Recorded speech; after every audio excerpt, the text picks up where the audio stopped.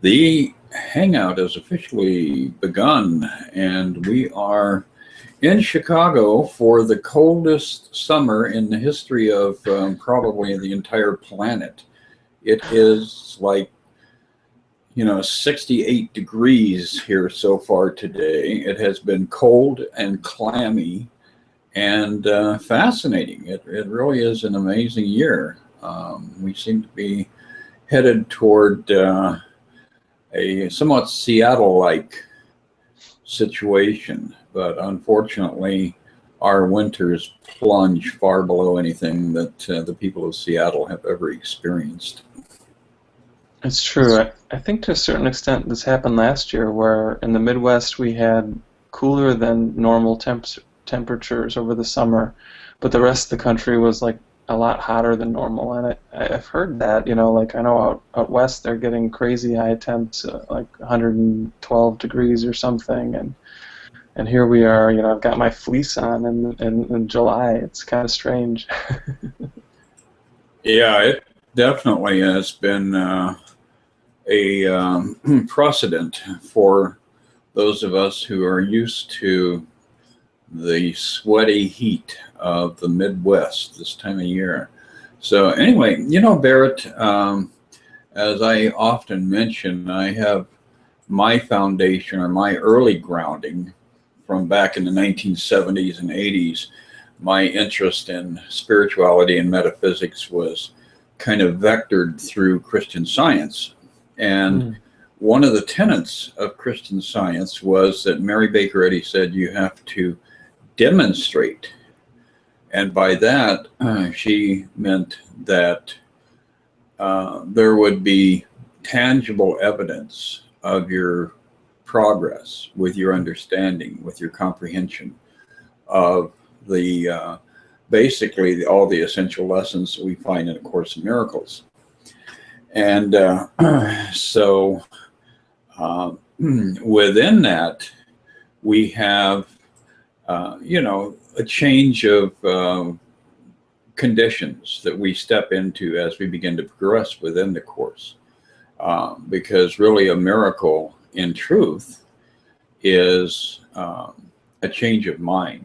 But that change of mind, in actual fact, changes the physical reality in the world we inhabit. And lesson 191, which is the lesson that is, current for me today, it's the lesson I'm on, talks about the idea of being able to demonstrate your understanding, your awakenedness by stepping into a whole different state of being and seeing the world in a whole different way and experiencing a whole different world. And it's a very simple release mechanism. And that's, really getting a full comprehension of that idea that I am the Holy Son of God Himself. So that is really like the exit strategy. That's how we can all cut to the chase and arrive at an astonishing transformation with little effort. Yeah. I mean, Jesus doesn't go part way; He goes all the way.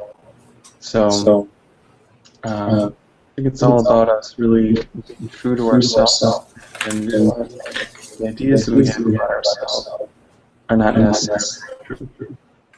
So sounds like we have a little bit of feedback there. Yeah. So I think what matters around this point is that we are honest with ourselves, and that we don't pretend to be something that we're not, but that we use these ideas and we help to reinforce them bit by bit. And as we do that, what happens is their truth becomes evident to us. And as that truth becomes evident to us, then we can just live that.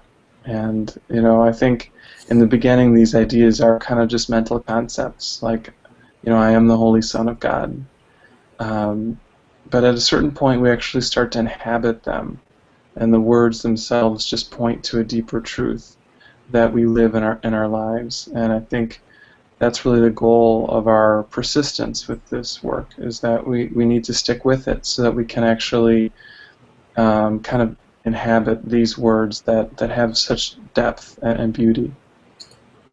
Exactly. What I really loved was in the second paragraph of today's lessons. It says, "What have you done that this should be your world?" And he's talking about a world of shadows, punitive and wild, lacking all reason, blind and insane with hate. It says, and you know, in reality, that's the world that most people see, because they're listening to the media, they're believing the testimony of the senses when they go out and go shopping and, you know, see the armed robbery or the automobile accident. They think that's real. And the reality is that as we step away from believing in this, it actually begins to heal the entire world. And we step into a pattern where we're not at the right time, at the right place to witness all the negativity. So it is very interesting. I think that really the core of what Jesus was teaching was based on the fact that he did not trust his eyes at all, but he actually responded to every encounter with, you know, the dark side of this planet by proclaiming the truth right there on the spot, you know, and especially in those brilliant moments like when Lazarus had died and they had already put him away in the tomb before Jesus arrived at the little hamlet where Lazarus lived. And, you know, they were all sad saying, "Jesus, Lazarus died before you got back." And Jesus had that brilliant response. He said, "No, he's just sleeping."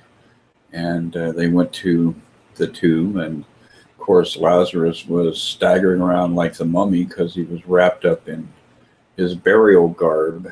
But nonetheless, Jesus and Buddha and, you know, highly evolved spiritual masters in India and all over the planet really have been able to do this by penetrating that veil of the illusion of death, which is what is the core of all the other illusions.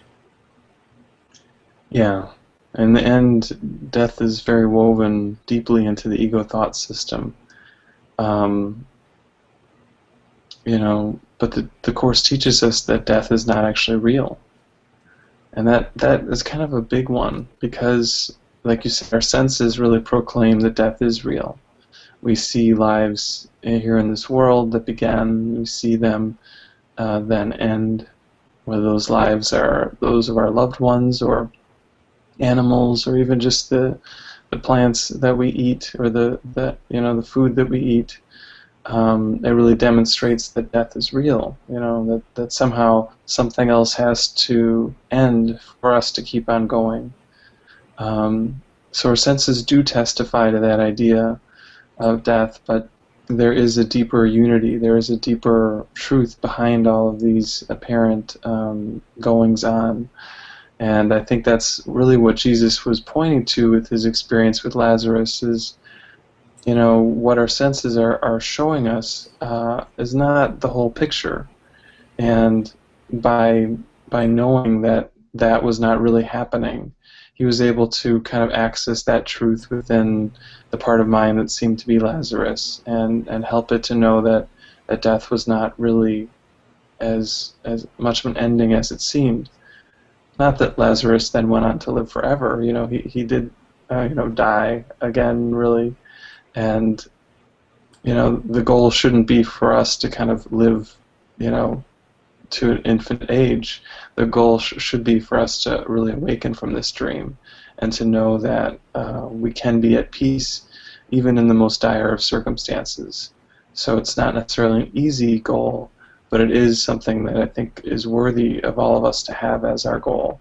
And it's something that we can keep moving towards like you said, even if what we're seeing is challenging, um, and knowing that the truth is still changeless behind all these changing forms.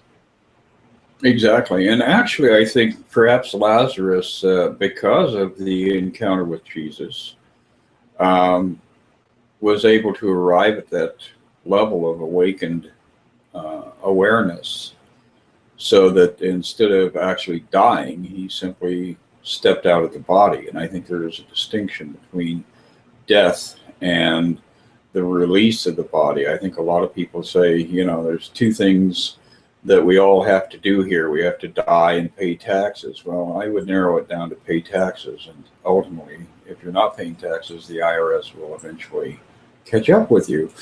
But I think that there have been many, many people who have made that transition and consciously stepped out of the body and are still here. They're still around us. They're not wearing bodies, but they are participating in this whole grand drama by giving us little insights, by somehow tweaking things, not in the material world, but in our own conscious, so that we are seeing the material world through a different vector, through a different set of glasses.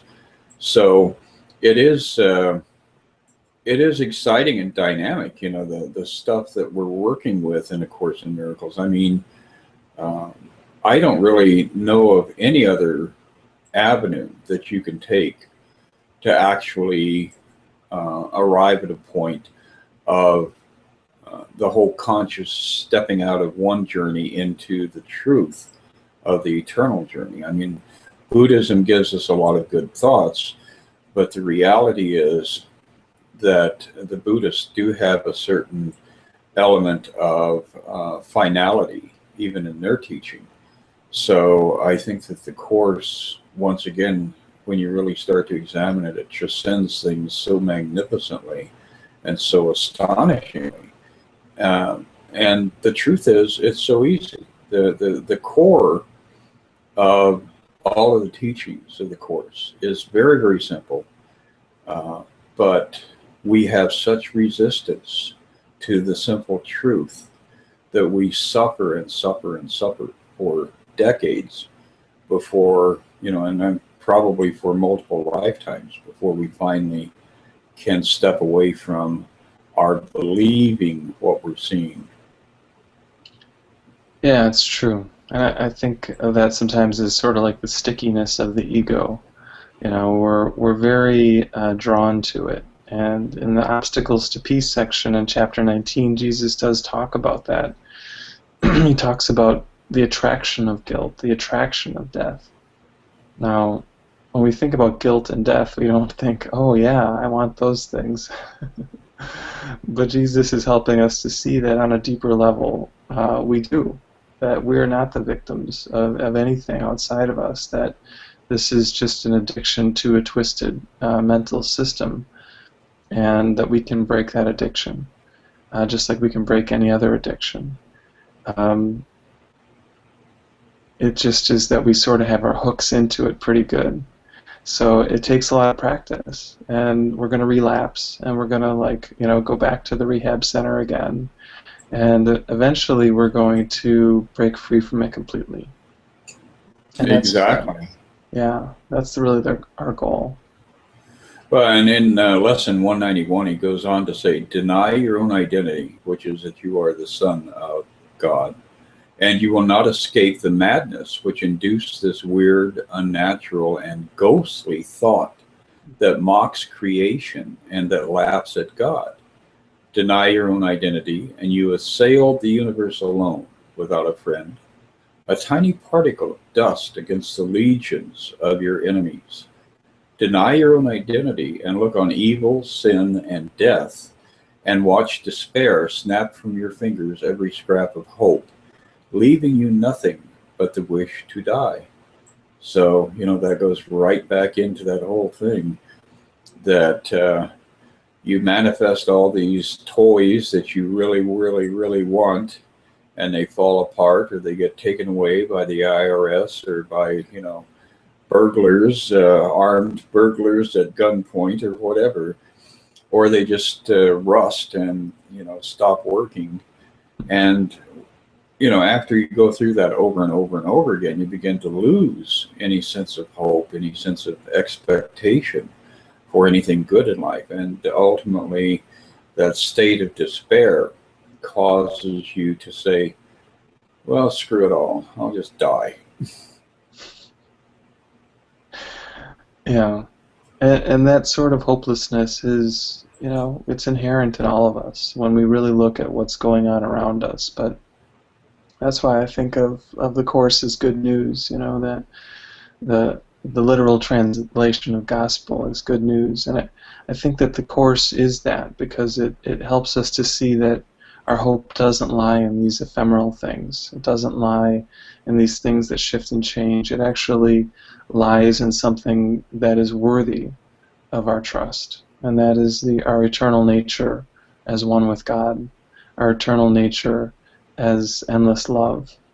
And a lot of people think maybe they're not worthy of such a grand vision, but the truth is that anything else is really what you're not worthy of, and that only this is worthy of what you are, and it is what you are. So it fits pretty well.